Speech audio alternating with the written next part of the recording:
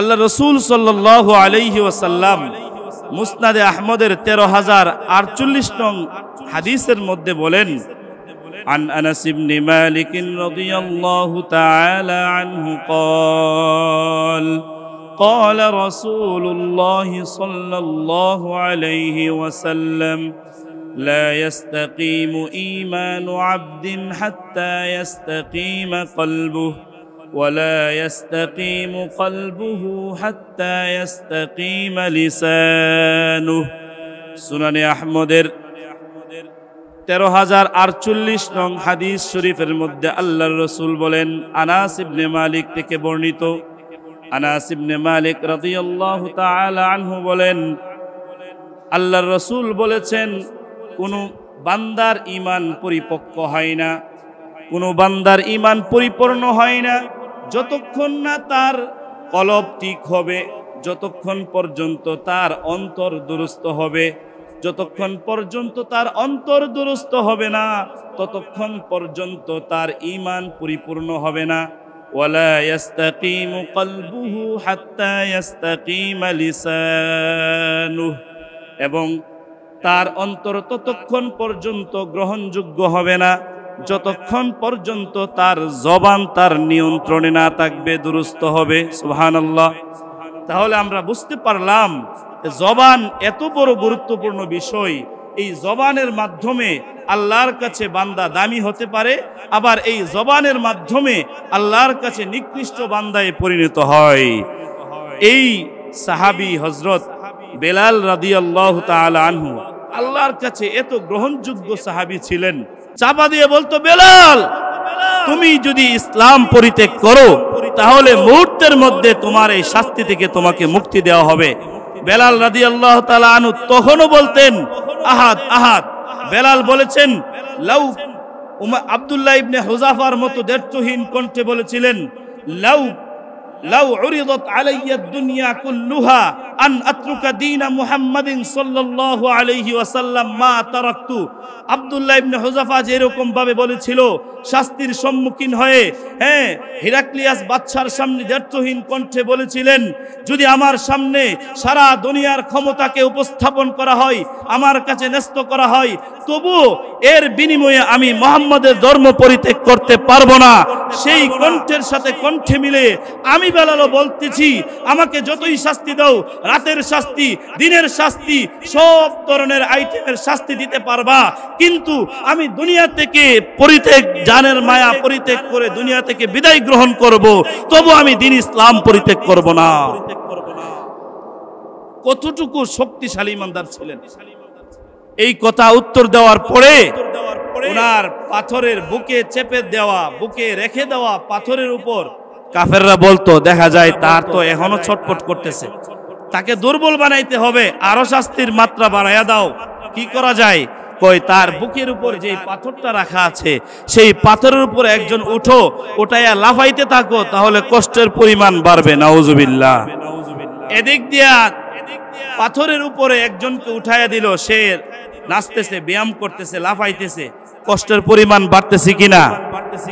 আর এদিকে পরিণামে বেলাল হাবশী রাদিয়াল্লাহু তাআলা আনহুর শ্বাস একেবারে বন্ধ হয়ে আসছে, মনে হয় দুনিয়া থেকে এই মুহূর্তেই চলে যাবে, আর সহ্য করতে পারতেছেন। এই মুহূর্তেও ওনার মুখ দিয়ে উচ্চারিত হচ্ছে আহাদ আহাদ আহাদ, আল্লাহু ওয়াহিদ, আল্লাহু সামিউন, আল্লাহু বাসীরুন, আল্লাহু আহাদুন, লাম ইয়ালিদ ওয়া লাম ইউলাদ ওয়া লাম ইয়াকুল লাহু কুফুয়ান আহাদ। আমার বিশ্ব ব্রহ্মাণ্ডের আল্লাহ, আমার স্রষ্টা, আমাদের স্রষ্টা একক, তিনি অদ্বিতীয়, বিশ্ব ব্রহ্মাণ্ডের এক অদ্বিতীয় অধিপতি, তার সাথে কোনো শরীক হতে পারে না, তার সমকক্ষ কেউ। وأتم نعمه وأعم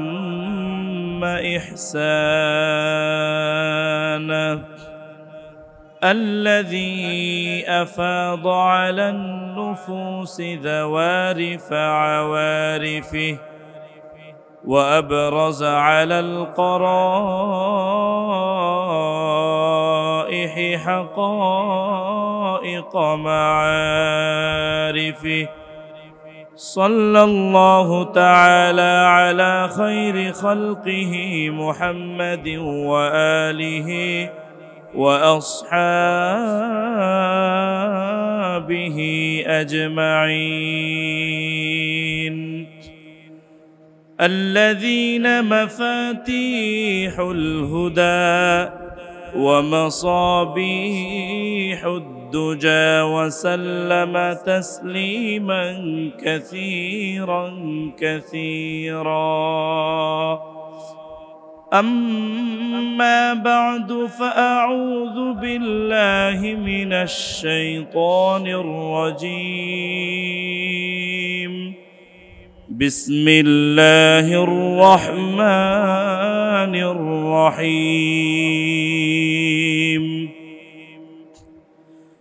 ألم نجعل له عينين ولسانا وشفتين صدق الله مولانا العظيم عن أنس بن مالك رضي الله تعالى عنه قال قال رسول الله صلى الله عليه وسلم لا يستقيم إيمان عبد حتى يستقيم قلبه ولا يستقيم قلبه حتى يستقيم لسانه أو كما قال النبي عليه الصلاة والسلام شكلي بري بلغ العلا بكماله كشف الدجى بجماله حسنت جميع خصاله صلوا عليه وآله الحمد لله আমরা মহান আল্লাহ পাকের লাখ কোটি শুকরিয়া ও কৃতজ্ঞতা জ্ঞাপন করব যে মহান রব্বুল ইজ্জত আমাদেরকে আল্লাহ তাআলার মহা হুকুম সালাতুল জুমা আদায় করার লক্ষ্য উদ্দেশ্য নিয়ে মানসিকভাবে প্রস্তুতি গ্রহণ করে পৃথিবীর শ্রেষ্ঠতম জায়গা সমূহের মধ্যে একটি জায়গা আল্লাহর ঘর মসজিদ মসজিদে বেলাল রাদিয়াল্লাহু তাআলা আনহুতে সালাতুল জুমা আদায় করার লক্ষ্য উদ্দেশ্য নিয়ে আসার মতো বসার মতো তৌফিকটুকু এনায়েত করেছেন সেই জন্য সেই রব্বে কারীমের দরবারে জবান খুলে শ্রদ্ধা জড়িত কণ্ঠে বিনয় অবনমিত চিত্তে কালিমাতুশ শুকুর একসাথে এক আওয়াজে পাঠ করি আলহামদুলিল্লাহ।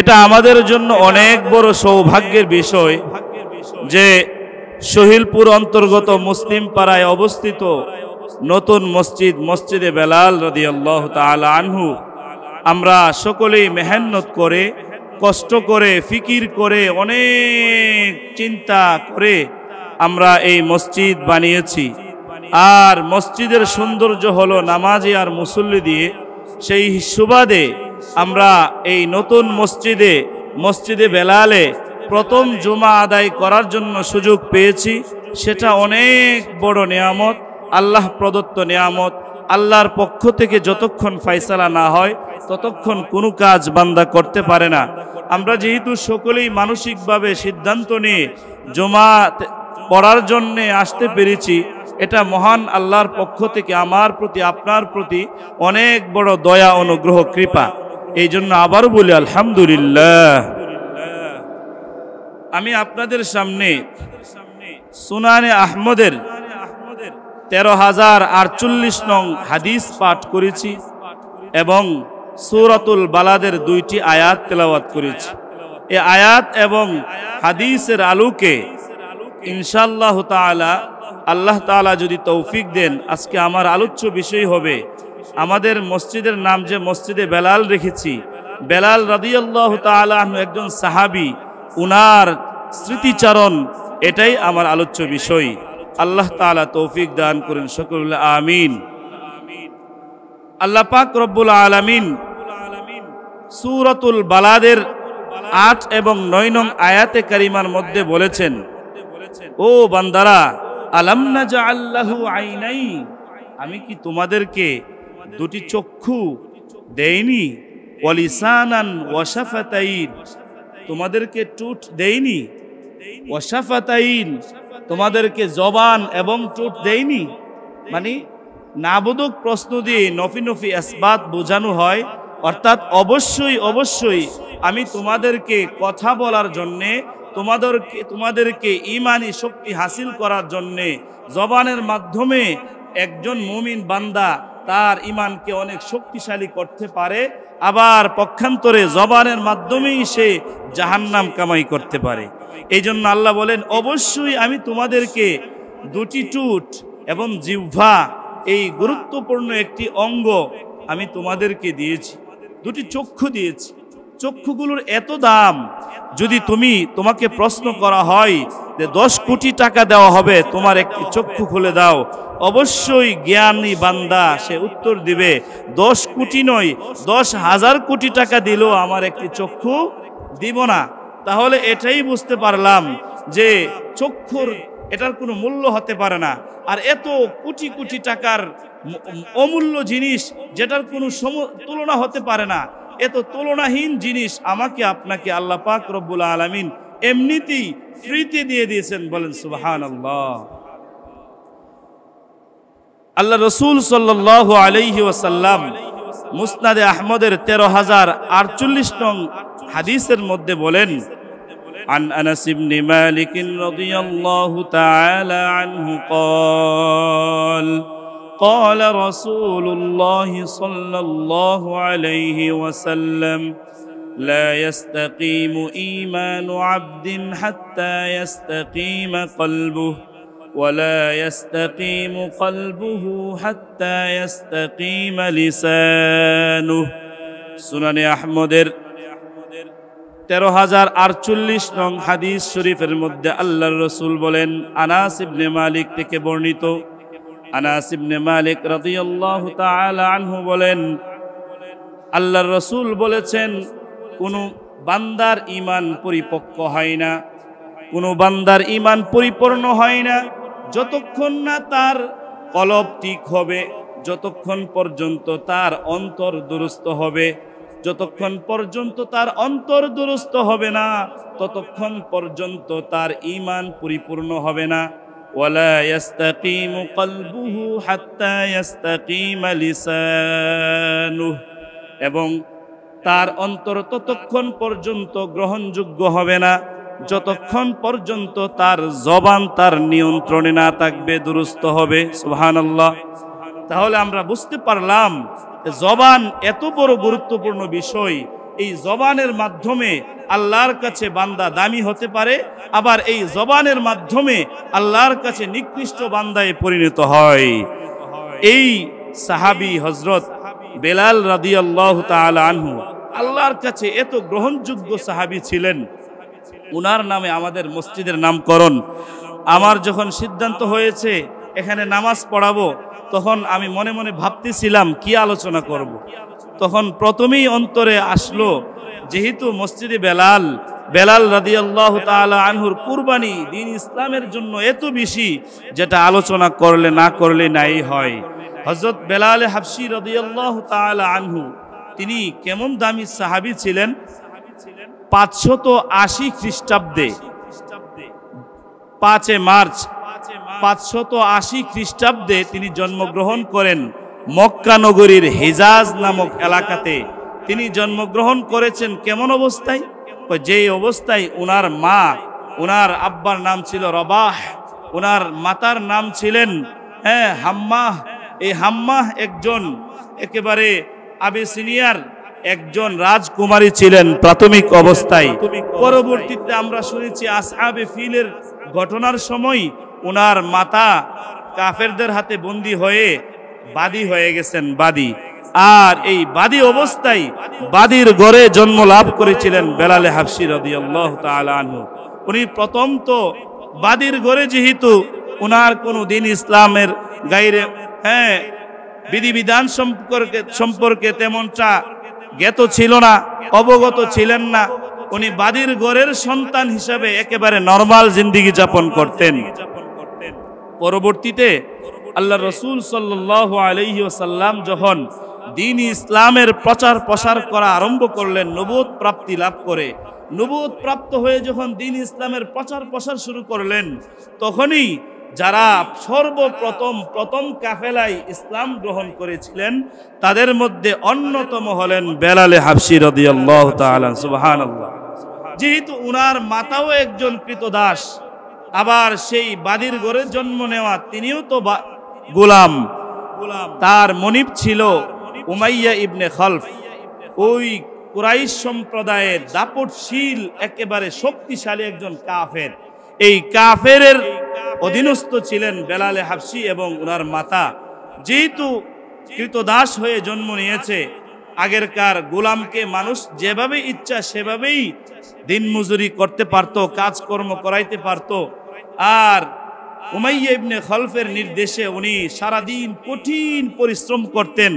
উনি যেই আদেশ যখন করতেন সেই কাজেই তিনি সারাদিন পরিশ্রম করে করতেন।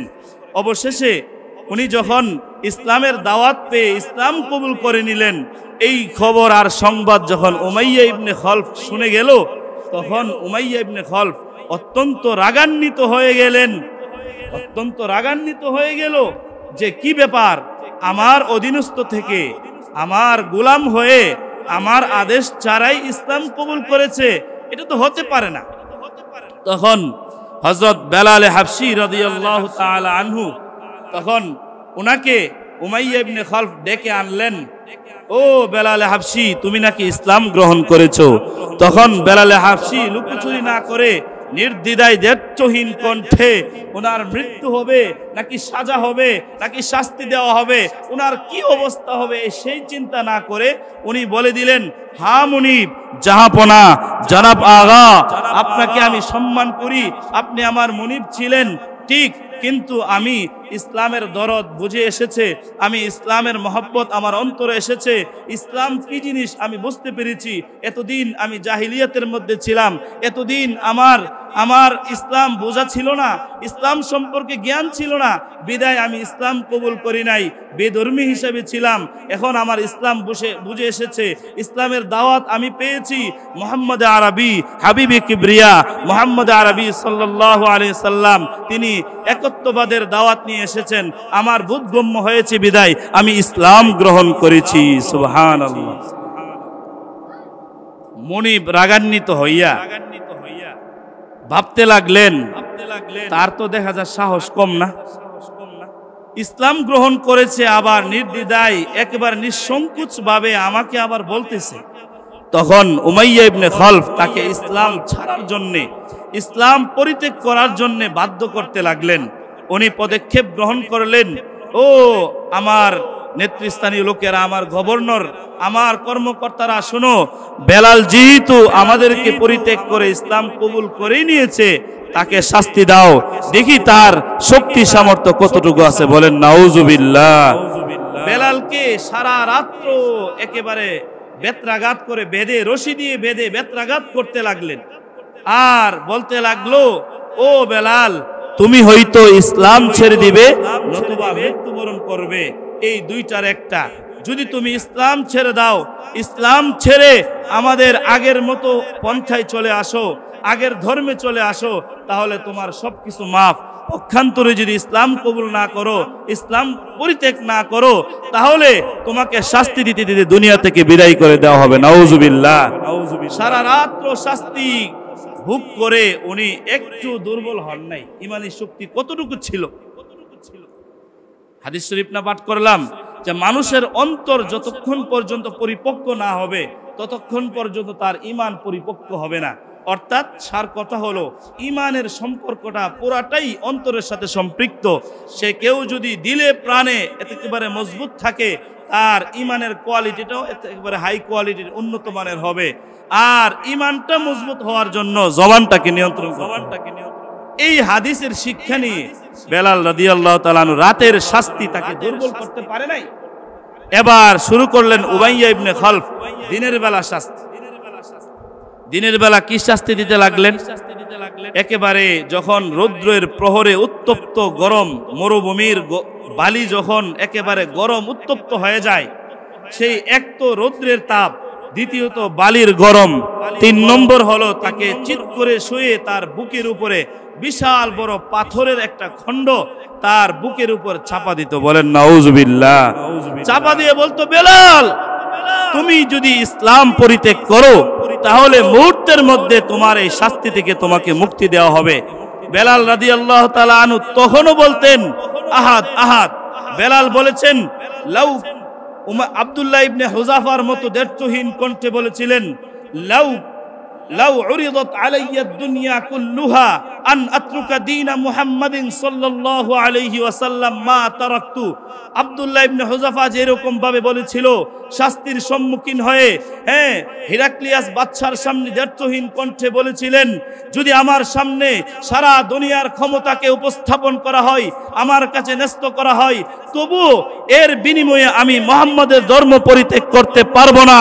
সেই কণ্ঠের সাথে কণ্ঠে মিলে আমি বেলালও বলতেছি, আমাকে যতই শাস্তি দাও, রাতের শাস্তি, দিনের শাস্তি, সব ধরনের আইটেমের শাস্তি দিতে পারবা, কিন্তু আমি দুনিয়া থেকে পরিত্যাগ, জানের মায়া পরিত্যাগ করে দুনিয়া থেকে বিদায় গ্রহণ করব, তবু আমি দ্বীন ইসলাম পরিত্যাগ করব না। কতটুকু শক্তিশালী ইমানদার ছিলেন। এই কথা উত্তর দেওয়ার পরে ওনার পাথরের বুকে চেপে দেওয়া, বুকে রেখে দেওয়া পাথরের উপর কাফেররা বলতো, দেখা যায় তার তো এখনো ছটফট করতেছে, তাকে দুর্বল বানাইতে হবে, আরো শাস্তির মাত্রা বাড়াইয়া দাও। কি করা যায়? কই, তার বুকের উপর যে পাথরটা রাখা আছে সেই পাথরের উপর একজন উঠো, ওটাইয়া লাফাইতে থাকো, তাহলে কষ্টের পরিমাণ বাড়বে। নাউজুবিল্লাহ। এদিক দিয়া পাথরের উপরে একজনকে উঠাইয়া দিল, সে নাচতেছে, ব্যায়াম করতেছে, লাফাইতেছে, কষ্টের পরিমাণ বাড়তেছে কিনা?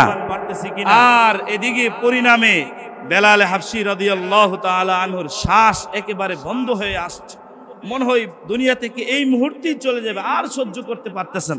এই মুহূর্তে ওনার মুখ দিয়ে উচ্চারিত হচ্ছে আহাদ আহাদ আহাদ, আল্লাহু ওয়াহিদ, আল্লাহু সামিউন, আল্লাহু বাসীরুন, আল্লাহু আহাদুন, লাম ইয়ালিদ ওয়া লাম ইউলাদ ওয়া লাম ইয়াকুল লাহু কুফুয়ান আহাদ। আমার বিশ্ব ব্রহ্মাণ্ডের আল্লাহ, আমার স্রষ্টা, আমাদের স্রষ্টা একক, তিনি অদ্বিতীয়, বিশ্ব ব্রহ্মাণ্ডের এক অদ্বিতীয় অধিপতি, তার সাথে কোনো শরীক হতে পারে না, তার সমকক্ষ কেউ হতে পারে না। আমি মৃত্যুবরণ করব, মরার আগ পর্যন্ত আমার স্লোগান একটাই, আল্লাহ একক, সুবহানাল্লাহ।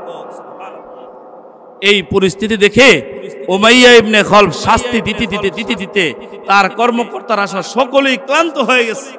ক্লান্ত হয়ে এবার পালাক্রমে আবু জাহেল আসলো। আবু জাহেলও শাস্তি দিতে লাগলো। আবু জাহেল শাস্তি দিয়েও অন্যান্য কর্মকর্তারা, একাধিক লোক তারা শাস্তির কাজে নিয়োজিত থেকে তারা ক্লান্ত হয়ে গেছে। কিন্তু বেলাল হাবশী রাদিয়াল্লাহু তাআলা আনহু, উনি কিন্তু ইসলাম পরিত্যাগ করে নাই। আমাদেরকেও এখান থেকে শিক্ষা নিতে হবে। বেলাল হাবশী রাদিয়াল্লাহু তাআলা আনহুর এই জীবনী থেকে, স্মৃতিচারণ থেকে আমাদেরকে শিক্ষা গ্রহণ করতে হবে। আমাদের মসজিদের নাম যেহেতু হযরত বেলাল রাদিয়াল্লাহু তাআলা জামে মসজিদ, আমাদের এই যার নামে মসজিদ, তার নামের সাথে আমাদের কাজের মিল থাকতে হবে। ঠিক কি ঠিক না? আমাদের কাজের ঠিক থাকতে হলে আমরা পাক্কা মুমিন, নামাজি হতে হবে। মসজিদ যেরকম সুন্দর, মসজিদের সৌন্দর্য বৃদ্ধি পায় মুসল্লির মাধ্যমে। 5 ওয়াক্ত নামাজে আমরা অংশগ্রহণ করে আমরা মসজিদের সৌন্দর্য বৃদ্ধি করব কি করব না? ইনশাআল্লাহ। আল্লাহ তাআলা সবাইকে তৌফিক দান করুন। বেলাল হাবশী রাদিয়াল্লাহু তাআলা এত কুরবানি, এর ফলশ্রুতি কি পেয়েছিলেন উনি? যখন মক্কা বিজয় হয়েছে, মদিনা মুনাওয়ারা একটা শহর হিসাবে, আরব স্বাধীন রাষ্ট্র হিসাবে স্বীকৃতি পেয়েছে, তখন মুহাম্মদ আরবি সাল্লাল্লাহু আলাইহি সাল্লাম বেলাল রাদিয়াল্লাহু তাআলা আনহুকে মসজিদে নববীর স্থায়ী মুয়াজ্জিন হিসাবে নিযুক্ত দিয়েছেন। বলেন সুবহানাল্লাহ। অনেক মানুষ ছিলেন, কিন্তু দ্বীনের জন্য, ইসলামের জন্য কুরবানি যেহেতু ওনার বেশি ছিল, এই জন্য ওনাকে মসজিদের স্থায়ী মুয়াজ্জিন হিসেবে নিযুক্ত করেছিলেন। তিনি আজান দিতেছেন, নামাজ চলতেছে, পর্যায়ক্রমে এক পর্যায়ে যখন রাসূল করিম সাল্লাল্লাহু আলাইহি ওয়াসাল্লামের ইন্তেকাল হয়ে যায়, বেলাল হাবশী ভাবলেন, এখন তো আমাকে যিনি নিযুক্ত দিয়েছিলেন, যার মহব্বতে আমি আমার এলাকা ছেড়ে মদিনায় স্থায়ী বাসিন্দা হয়ে গিয়েছিলাম, উনাকে আল্লাহ নিয়ে নিয়েছে। উনি একটু হ্যাঁ, রসুল চলে যাওয়ার ব্যথায় ব্যথিত হয়ে উনি মদিনা ছেড়ে যাওয়ার সিদ্ধান্ত নিলেন। বাকি জীবন তিনি জিহাদে কাটাবে সেই মনস্থ করে মদিনা ছেড়ে চলে গেলেন।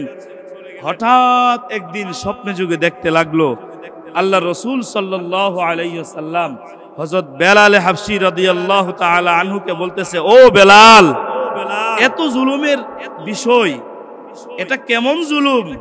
দীর্ঘদিন হয়ে গেছে, আমি ইন্তেকাল করলে কি হবে? আমার রওজা শরীফ, আমার রওজা মুবারক তো এই মদিনায়, এই শহরেই অবস্থিত। সুতরাং মসজিদে নববীর মুয়াজ্জিন ছিলা তুমি, এখন তুমি ছেড়ে চলে গেছো। আমি ইন্তেকাল করলেও তো আমি তো রওজা শরীফে জীবিত, তুমি আমাকে সালাতু সালাম পৌঁছাও না, অনেক দিন হয়ে গেছে, এটা কেমন ব্যাপার? বলেন সুবহানাল্লাহ। তাহলে মহব্বতের পরিমাপ রসুলের পক্ষ থেকে কি পরিমাণ হইলে উনি চলে যাওয়ার পরেও স্বপ্ন যুগে বেলাল রাদিয়াল্লাহু তাআলা আনহুকে আবার আনার চেষ্টা করলেন এই মদিনা মুনাওয়ারায়। তখন ঘুম ভাঙলো বেলাল রাদিয়াল্লাহু তাআলা আনহু, জাগ্রত হয়ে চিন্তা করলেন, হায় হায়, ঘুমের মধ্যে কি স্বপ্নে দেখলাম যে আমাকে আল্লাহর রসুল জুলুমের কথা বলতেছে। আমি মদিনা শরীফ পরিত্যাগ করে চলে আসাটা এটা আমার জন্য ঠিক হয় নাই। তাহলে ঠিক আছে, আল্লাহ রসুল যেহেতু আমাকে আহ্বান করেছেন, সুতরাং আমি মুহূর্তের মধ্যে সব প্রস্তুতি গ্রহণ করে তিনি মদিনা শরীফের দিকে রওনা হয়ে গেলেন। সুবহানাল্লাহ। সেখানে তো গিয়ে দেখলেন আল্লাহর রসুল নাই।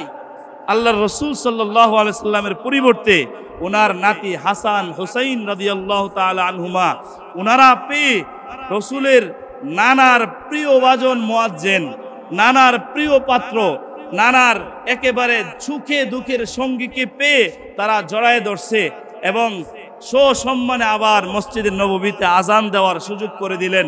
বেলাল রাদিয়াল্লাহু তাআলা আনহু হাসান হুসাইনের রিকোয়েস্টে আবেদনে সেই মসজিদের নববীতে আবারও দীর্ঘদিন পরে আজান দিলেন।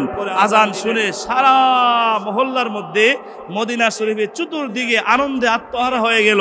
অনেক দিন পরে রসুলের জামানার আজানের আওয়াজ আমরা শুনতে পেয়েছি। সুবহানাল্লাহ। সেই আজান শুনে মহিলারা পর্যন্ত ঘর থেকে বের হয়ে আসে, হায় হায়, রসুলের জামানার আজান। তখন আল্লাহর রসুল সাল্লাল্লাহু আলাইহি ওয়াসাল্লামের রওজা শরীফে বেলাল রাদিয়াল্লাহু তাআলা আনহু আজান দিয়েছেন। আজানের আওয়াজ ধ্বনি রসুলের রওজা শরীফ পর্যন্ত পৌঁছেছে। তখন রসুলও একেবারে আনন্দিত হয়ে যে আমার স্বপ্নে যুগে তাকে যে আবেদন করেছি, সে আবেদন যেহেতু পুরা করেছে, সেই আবেদন পুরা করেছে বিদায় আমিও আল্লাহর রসুল, আমিও হাবিবে কিবরিয়া স্রষ্টার একেবারে প্রিয় ভাজন হিসাবে আমিও তাকে দুনিয়ার থাকতেই সুসংবাদ প্রদান করে দিলাম, সার্টিফিকেট দিয়ে দিলাম যে জান্নাতে সর্বপ্রথম আমার সাথে যেই সাহাবী প্রবেশ করবে তিনি হলেন হযরত বেলাল। সুবহানাল্লাহ।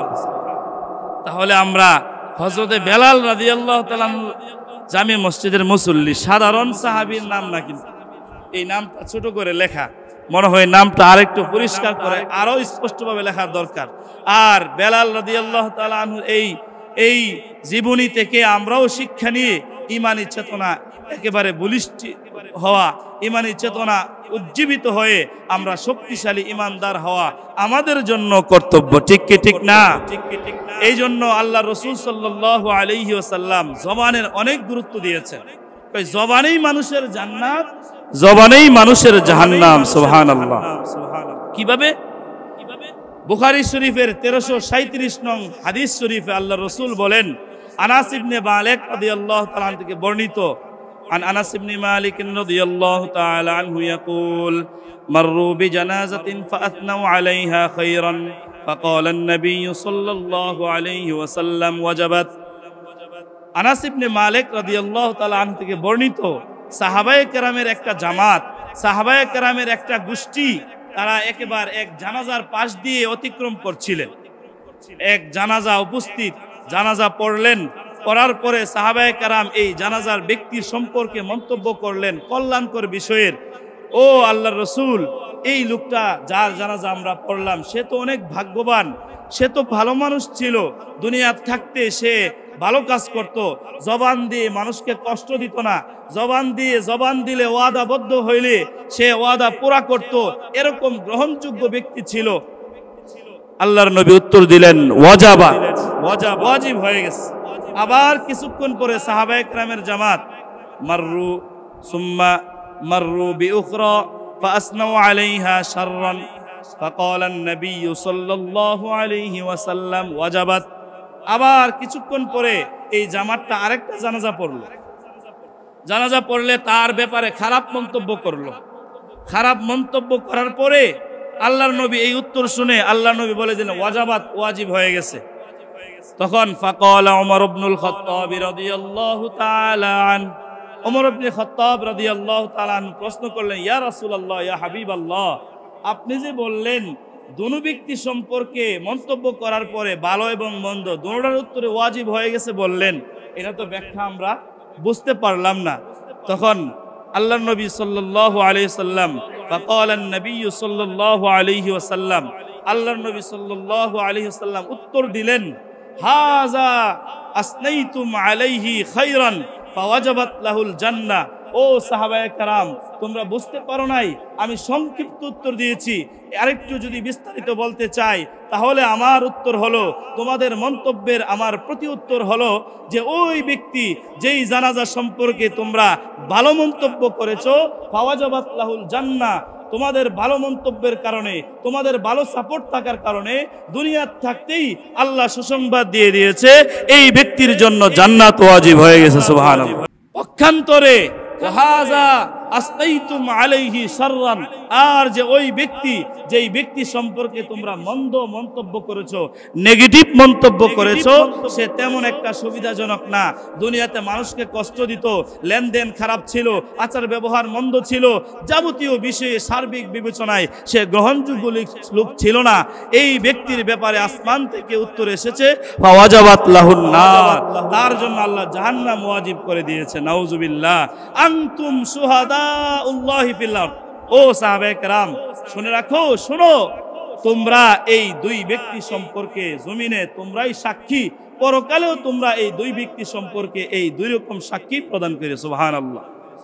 তাহলে আমরা আজকের এই সংক্ষিপ্ত আলোচনা থেকে বুঝতে পারলাম আল্লাহ রাসূল সাল্লাল্লাহু আলাইহি ওয়াসাল্লাম হাদিস শরীফের ভাষ্য অনুযায়ী আমাদের শিক্ষা হলো, উপদেশ হলো যে আমরা আমাদের জানাজার পরে যেদিন আমার জবান চলবে না, আমার কোনো কর্মকাণ্ড চলবে না, সব লেসপাওয়ার হয়ে যাবে, ওই দিন আমার মন্তব্য আমি কি চাই, আমি ভালো চাইলে আমাকে আগ থেকে যখন আমি সঞ্চল থাকবো, আমার চলাচল সঠিক থাকবে, তখন থেকে আমি এরকমভাবে চলতে হবে, এরকম প্রতিজ্ঞা নিতে হবে যে আমার চালচলন যেন এমন হয় আমার জানাজায় হাজার হাজার মানুষ অংশগ্রহণ করে, ভালো মন্তব্য করে। সুবহানাল্লাহ।